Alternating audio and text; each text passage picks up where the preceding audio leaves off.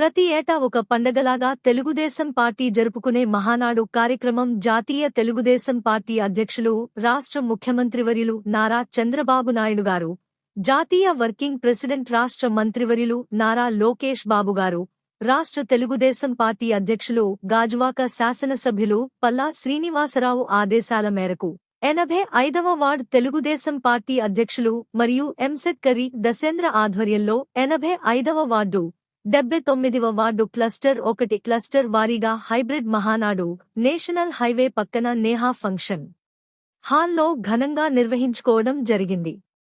ముందుగా తెలుగుదేశం పార్టీ జెండా ఎగరవేసి ఎన్టీఆర్కి నివాళులు అర్పించి డిజిటల్ ఎల్ఈడీ స్క్రీన్ ద్వారా మహానాడు కార్యక్రమాన్ని వీక్షించి తెలుగుదేశం పార్టీ నాయకులు, కార్యకర్తలు, మహిళలు చాలా ఆనందంగా, ఉత్సాహంగా జరుపుకున్నారు.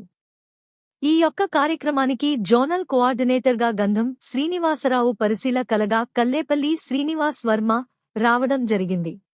ఈ కార్యక్రమంలో పార్లమెంట్ ఉపాధ్యక్షులు కరణం సత్యారావు, మాజీ కార్పొరేటర్ ఇల్లపు వరలక్ష్మి ప్రసాద్, గాజువాక నియోజకవర్గం మహిళా అధ్యక్షురాలు గొల్లవిల్లి కనక భవానీ, క్లస్టర్ 1 ఇన్ఛార్జ్ కర్రీ అప్పలరాజు, 79వ వార్డు అధ్యక్షులు కరణం జగదీష్, డొక్కా రమేష్, దంతకోరు అప్పారావు, బలిరెడ్డి సత్యనారాయణ,